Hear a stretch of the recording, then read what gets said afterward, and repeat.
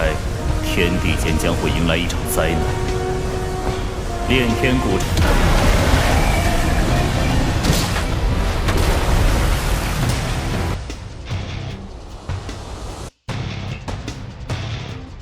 Halo Sobat Sama Kanang, gimana kabarnya? Semoga kalian baik-baik saja ya. Seperti biasa, pada video kali ini kita akan membahas preview cerita Donghua BTTH Flame Emperor episode ke-55, yang dimana pada episode sebelumnya Xiaoyan akhirnya tiba di ujung terdalam sumur penekan hantu dan menemukan sebuah gerbang segel raksasa yang dipenuhi rune kuno. Bersama Yueru dan Mufeng, ia merasakan tekanan mengerikan dari balik gerbang yang bahkan mampu memantulkan kekuatan jiwanya. Di dalam benaknya, Raja Naga Emas mengungkap bahwa gerbang tersebut adalah segel ribuan tahun yang digunakan tiga langit mendalam untuk mengurung separuh terkuat Kaisar Hantu Kembar Yin Xie. Selama segelnya masih utuh, tak seorang pun seharusnya mampu menembusnya. Namun, keadaan berubah ketika rantai-rantai segel tiba-tiba bergetar dan suara tawa menyeramkan bergema dari balik gerbang. Kesadaran Yin Xie ternyata masih hidup dan mulai merasakan keberadaan manusia di luar segel. Di tengah ketegangan itu, Raja Naga Emas segera memperingatkan Xiaoyan agar tidak menjawab suara tersebut. Satu respon saja bisa membuat keberadaan mereka terdeteksi oleh monster yang kekuatannya jauh melampaui Dou di bintang 6. Saat suasana kembali hening,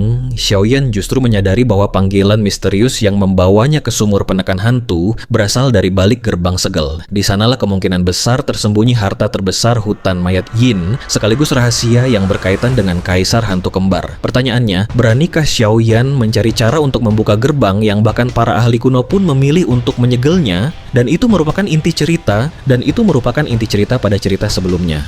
Kalau begitu, sekarang langsung saja kita masuk ke bagian cerita terbaru.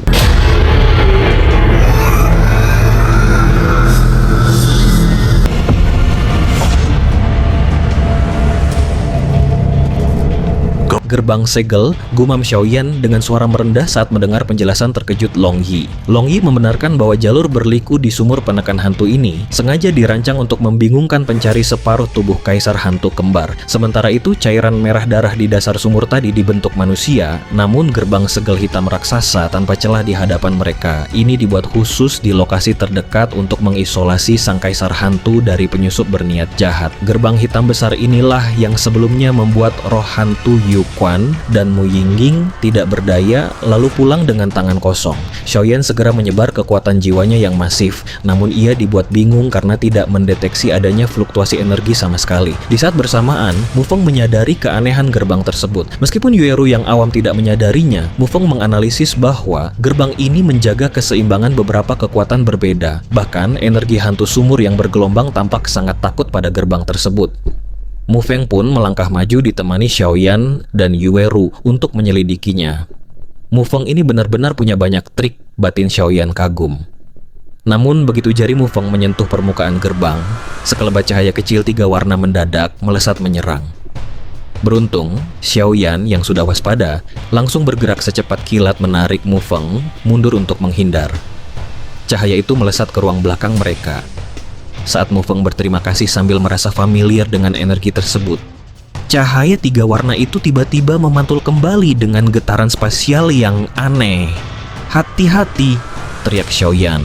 Tanpa sempat Yueru bertanya, Xiaoyan mendorongnya menjauh, lalu seketika menghantamkan penguasa api kuno miliknya ke arah cahaya itu. Benturan keras terjadi, akan tetapi tidak ada riak pertempuran yang dahsyat. Keduanya justru membeku terkunci dalam kebuntuan di dalam lorong. Setelah beberapa saat, Xiaoyan terdorong mundur beberapa langkah dan langsung menyemburkan seteguk darah segar. Di sisi lain, cahaya 3 warna itu kembali ke gerbang segel tanpa terluka sedikit pun, membuat gerbang kembali gelap seolah tidak terjadi apa-apa. Yueru yang sadar bahwa dirinya adalah target asli serangan langsung menghampiri Xiaoyan dengan panik. Sambil menahan getaran hebat di tangannya yang memegang penguasa kuno, Xiaoyan menenangkannya dan menganalisis bahwa pilar cahaya itu sangat kuat karena mengandung kekuatan spasial dan batasan jangkauan tertentu. Kejadian ini membuat Yueru menggigit bibir, bertekad menjadi lebih kuat agar tidak menjadi beban. Xiaoyan yang enggan menyerah berdiskusi dengan Long Yi, namun Long Yi menegaskan bahwa gerbang ini mengandung 3 kekuatan berbeda yang bahkan ahli Dou di Dewi Bintang 7 pun tidak berani menghancurkannya secara langsung. Sebab satu serangan pilar cahaya kecil tadi saja sudah setara dengan kekuatan penuh ahli Dou di Bintang 5 tingkat puncak. Mendengar hal itu, Xiaoyan tidak patah semangat. Pupil matanya membesar penuh semangat saat terpikir sebuah ide ekstrem. Menyerap seluruh kekuatan penyegel gerbang segel itu ke tubuhnya yang sudah terbiasa dibaptis 23 jenis api surgawi.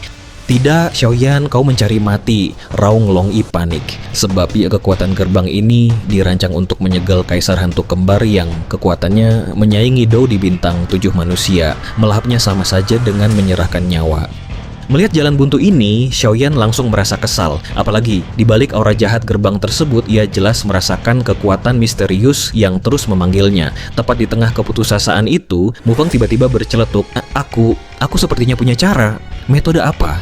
Tanya Xiaoyan tak percaya. Mengingat kedahsyatan pilar cahaya 3 warna sebelumnya serta penjelasan Long Yi, ia tahu betul kekuatan ekstrim gerbang segel ini. Bahkan teknik segel tangan antar jemput ruang angkasa miliknya pun tidak mempan karena ia belum pernah mengunjungi area tertutup di balik pintu tersebut. Mufeng bertanya serius tentang tekad Xiaoyan, mengingat ada hantu mengerikan yang tersegel di dalam sana. Namun, Xiaoyan menepuk bahunya santai sambil menegaskan bahwa ia mengerti prinsip keselamatan diri. Jika tak mampu menang, ia pasti akan mundur. Terharu oleh ketulusan temannya, Mufeng menyuruh Xiaoyan bersiap selagi ia merapalkan mantra pembuka. Qian Kun Yin Yang, Bagua Uji, penghancuran sisa kembali. Mufeng merapalkan segel aneh hingga memicu riak spasial dan pancaran cahaya biru pekat yang menyeramkan. Gerbang segel pun mulai bergetar. Rupanya esensi kekuatan Mufeng serupa dengan gerbang tersebut, membuat Raja Naga Emas di benak Xiaoyan memuji kehebatan teknik baguanya. Akan tetapi sang guru juga dibuat heran karena merasakan aura yang familiar dari balik pintu raksasa itu. Sembari memeras keringat dan doujinya, Mufeng berteriak, "Sisa!" Sinar biru tua melesat menempel di gerbang. Berturut-turut ia meneriakkan, "Merusak, menghandurkan, kembali," hingga energinya melonjak ke batas maksimal. 4 aliran aura, hijau, hitam, putih, kuning, berputar hebat mengitari pintu. Kemudian mata Mufeng terbuka lebar melepaskan sisa seluruh douji biru tuanya ke arah cahaya 4 warna tersebut. Cahaya itu meredup dan saling berjalin. Tanpa menurunkan tempo, Mufeng mengubah segel tangannya lagi. Tai Chi Bagua mengumpulkan. Sontak, sebuah simbol Tai Chi Bagua hitam putih kokoh berdiri di tengah gerbang. Teknik terampil ini sukses menciptakan celah kecil pada gerbang segel yang tadinya tak tertembus. "Xiaoyan, maju!" seru Mufeng yang kehabisan tenaga. Tanpa ragu, Xiaoyan langsung melesat masuk dalam wujud seberkas cahaya api kecil. Begitu Xiaoyan masuk, Mufeng langsung ambruk terengah-engah. Ia menenangkan Yueru dengan mengatakan ia sudah meninggalkan pelacak aman pada Xiaoyan, sehingga mereka tinggal bermeditasi menunggu di sana. Yueru pun menggigit bibirnya, diam-diam berdoa kepada Dewi Bulan untuk keselamatan Xiaoyan.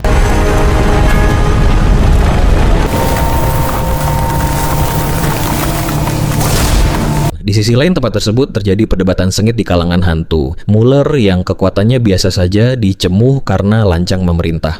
Namun Muller membalas dengan sombong bahwa waktu mereka tinggal 5 hari sebelum kompetisi poin berakhir dan besok adalah fenomena bulan Yin untuk membangkitkan kaisar hantu kembar. Ia tiba-tiba memamerkan token kaisar hantu berwarna darah dari cincinnya. Melihat token yang sakral itu, para hantu terpaksa berlutut patuh menerima perintah untuk membantai para manusia peserta kompetisi. Muller pun tertawa mengerikan karena yakin tak akan ada manusia yang lolos. Sementara itu, Hong Ye dengan bibir halusnya menatap ngeri ke arah roh hantu Yuquan. Pria yang wujudnya kini bukan lagi manusia maupun hantu, itu nekat menelan separuh tubuh kaisar hantu kembar, sehingga cahaya hitam di perutnya perlahan menyebar ke seluruh anggota badan dengan kekuatan yang sangat menakutkan. Di tempat terpisah, Wujang yang berada di dalam paviliun merenung heran karena jumlah peserta kompetisi poin mendadak semakin berkurang drastis, mengira mereka semua sudah masuk ke level 3. Di saat bersamaan, Xiaoyu yang tahu fenomena bulan Yin akan segera tiba, mengajak rekannya bergerak menuju sumur penekan hantu untuk melihat langsung apa yang sebenarnya tersegel di dalam hutan mayat Yin tersebut. Berhasil menyelinap lewat celah buatan Mufeng, Xiaoyan langsung disambut gelombang energi gaib yang sangat pekat seperti air hingga membuatnya mengernyit. Di balik pintu, ruangan itu ternyata sangat luas, menampilkan sungai hitam yang mengalir perlahan dengan sebuah batu raksasa megah di atasnya. Rasa penasaran membuat Raja Naga Emas memunculkan diri, namun ia meminta Xiaoyan mendekat agar bisa mendeteksi batu tersebut dengan jelas. Sambil menyelimuti diri menggunakan api putih susu, Xiaoyan pun melangkah waspada. Melalui persepsi jiwanya yang masif, Xiaoyan mendeteksi dua kekuatan besar yang saling mengelilingi batu raksasa. Menurut dugaannya, aura jahat menakutkan itu berasal dari separuh tubuh Kaisar Hantu Kembar, sementara kekuatan penyeimbangnya adalah benda penyegel khusus. Keseimbangan ini membuatnya lega, karena sang Kaisar Hantu tingkat Dou di bintang 7 tidak akan mendadak lepas. Namun Xiaoyan heran karena suara ratapan misterius yang terdengar dari luar kini mendadak senyap, menyisakan panggilan naluriah yang kuat dari dalam batu raksasa ke hatinya. Raja Naga Emas memperingatkan agar tetap berhati-hati. Saat api putih susu Xiaoyan menerangi ruangan, ia tersentak menyadari sungai hitam itu membelah seluruh area tanpa ada jalan penyeberangan. Bahkan ketika mengamati dasar sungai puluhan meter itu, pupil matanya menyempit tajam melihat tumpukan tulang putih yang mengerikan. Mencari jawaban, Xiaoyan mengendalikan seberkas api putih susu untuk melesat ke seberang. Sayangnya, begitu menyentuh udara di atas sungai, sebuah tekanan misterius langsung menekan api tersebut hingga jatuh dan padam seketika di air hitam.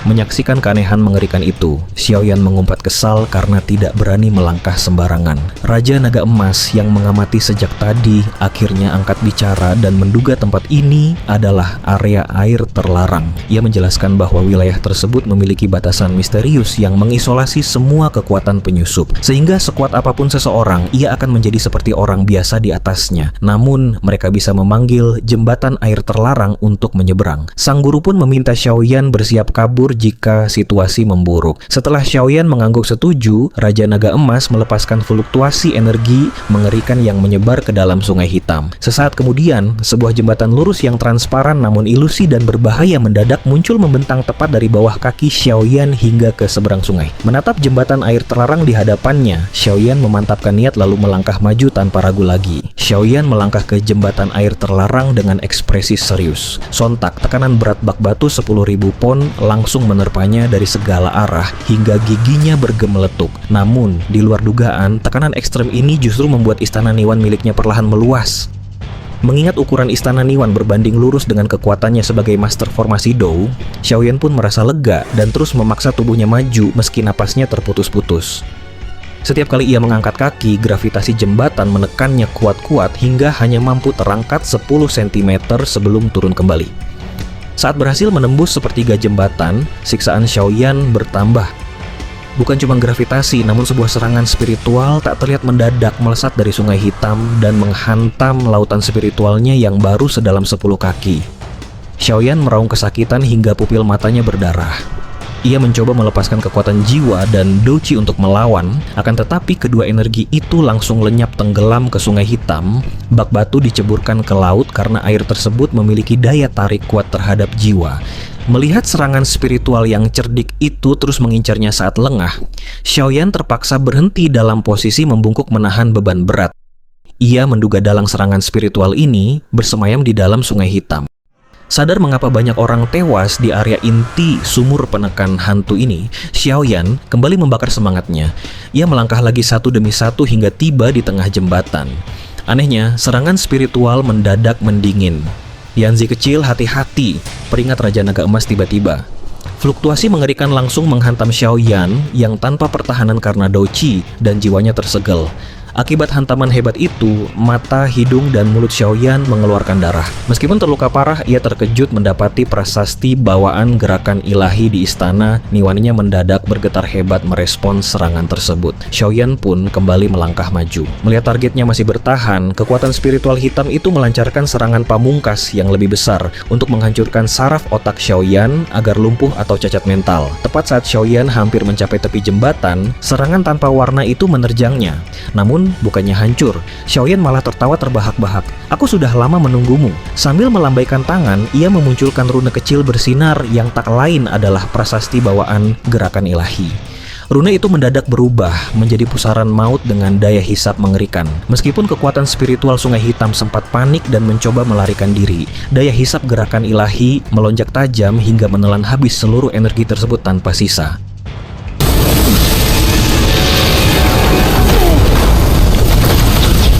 Alhasil, setelah menyerap energi dahsyat itu, istana Niwan Xiaoyan yang semula hanya sedalam 10 kaki langsung meluas dengan sangat cepat. Merasakan pil lumpur di tubuhnya mengembang cepat, Xiaoyan langsung gembira dan segera duduk bersila di tengah jembatan air terlarang. Selama ini, identitasnya sebagai master formasi Dou terasa cemas bak bantal bordir yang tidak berguna akibat kurangnya metode kultivasi. Namun kini berbeda. Begitu prasasti Natal gerakan ilahi menyerap energi spiritual jembatan, pil lumpur mulai meluas. Sembari mengertakkan gigi menahan sakit hebat di saraf otaknya yang rapuh, Xiaoyan terus bertahan dengan keras kepala karena ia mendambakan kekuatan lebih dari siapapun. Seiring berjalannya waktu, lautan spiritualnya yang semula hanya berukuran 1 zang tumbuh cepat meluas menjadi puluhan zang. Xiaoyan langsung mengendalikan prasasti Natal tersebut untuk beredar cepat dari 4.000, 5.000 hingga menyentuh 5.500 prasasti inti. Padahal sebelumnya ia hanya mampu memadatkan 3.000 prasasti untuk menghadapi Dou di bintang 3. Namun sekarang dengan 5.500 prasasti inti, ia yakin bahkan bisa melawan ahli Dou di tingkat bintang 5. Sambil tertawa, Xiaoyan sadar jika bukan karena prasasti pemberian lelaki tua misterius itu, ia pasti sudah menjadi tulang belulang di dasar sungai. Di sisi lain, ia kian bersemangat karena prasasti ini baru selesai 1/4 bagian. Bertekad mencari sisa 3 bagian lainnya nanti, Xiaoyan meregangkan tubuhnya yang mendadak terasa sangat nyaman. Raja Naga Emas pun tersenyum nakal dan menceritakan legenda Master Dou Array hebat yang pernah sendirian mengalahkan 10 ahli Dou immortal serta Dodi. Tak terhitung jumlahnya hanya dengan jentikan tangan untuk menyelamatkan kekasihnya. Ahli tersebut menang mudah karena mampu menjebak para musuh di dalam formasinya. Sang guru menegaskan bahwa di tangan seorang master susunan Dou, kekuatan sejati bertumbuh pada fondasi spiritual susunan itu sendiri. Terlebih lagi mereka praktis tak terkalahkan di dalam formasinya sendiri karena bertindak sebagai pencipta sekaligus pengendali inti. Sambil menyuruh Xiaoyan tetap melangkah selangkah demi selangkah, Raja Naga Emas merasa lega karena muridnya berhasil mengubah kemalangan menjadi berkah. Xiaoyan mengangguk paham dan melirik gurunya dengan rasa terima kasih mendalam. Ia tahu jika prasasti tadi tidak muncul, sang guru pasti akan turun tangan menyelamatkannya. Berkat peningkatan kekuatan spiritual ini, menyeberangi sisa jembatan air terlarang menjadi jauh lebih mudah tanpa batasan lain. Begitu Xiaoyan melompat turun di ujung seberang, jembatan transparan itu langsung menghilang tanpa jejak. Tidak ada jalan kembali, gumam Xiaoyan tersenyum getir. Raja Naga Emas dalam wujud jiwa segera melayang keluar memandangi area depan. Xiaoyan pun ikut mendongak, namun ia merasa aneh karena setelah menyeberangi sungai hitam menyeramkan itu, aura gaib di tempat ini mendadak terasa cukup tipis. Di tengah kesunyian itu, Xiaoyan mengernyit heran. Aneh, mengapa aku terus mendengar suara tangisan? Diterangi api putih susu, Xiaoyan perlahan maju mengamati sekeliling. Setelah menjauh dari sungai, ia melihat airnya sangat jernih. Namun tumpukan tulang putih di dasarnya membuat siapapun tak betah. Di tengah isak tangis samar yang sulit ditentukan sumbernya, Xiaoyan mengaktifkan Feng Jue menuju kedalaman ruang. Ia mencoba memeriksa batu besar di sana menggunakan jiwa dan energi spiritualnya, akan tetapi nihil, sehingga ia beralih memeriksa sekeliling ruang berdiameter beberapa ratus meter itu. Di tepi area, berdiri lempengan batu setinggi beberapa zang yang berkilau warna-warni dan mengeluarkan suara tangisan aneh. Sembari menahan keringat, Xiaoyan melangkah super pelan karena tahu lempengan ini adalah segel kaisar hantu kembar. Mengingat monster di kolam dingin maupun sumur ini terlalu kuat, ia sangat waspada. Namun Raja Naga Emas mendadak bergumam heran merasakan energi hantu yang tidak biasa dari lempengan tersebut. Ketika Xiaoyan mendekat hingga jarak 10 meter, tablet itu menyala terang dan melahap habis seluruh energi hantu di ruangan hingga menipis, memancarkan aura zaman purba. Xiaoyan tersentak karena aura padat ini mirip dengan ras jiwa dari benua Doci. Sang guru pun ikut waspada dan menyuruhnya lekas pergi jika situasi memburuk.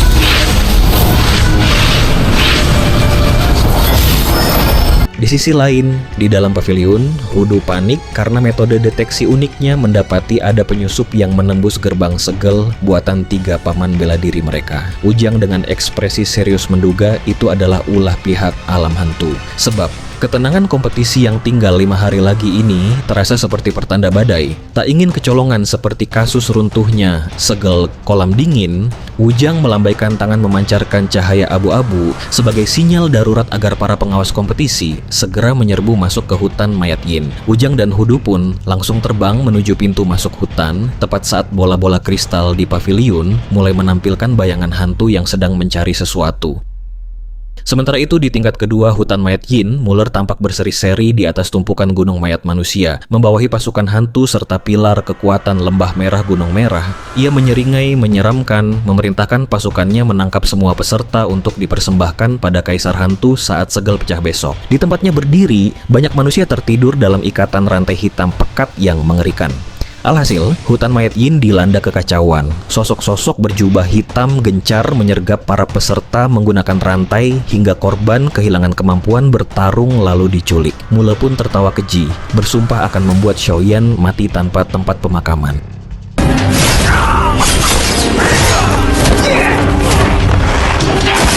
Kembali ke dalam sumur, Xiaoyan masih takjub merasakan aura ras jiwa dari lempengan batu tersebut. Penemuan ini membuatnya teringat pada roh hantu mata air nether, Yu Quan, di kolam dingin yang juga berwujud tubuh jiwa, memicu kesimpulan bahwa alam hantu dan ras jiwa pasti memiliki hubungan khusus. Tepat di tengah analisisnya itu, sebuah bentakan mendadak menggema, siapa yang berani menerobos masuk ke tanah terlarang.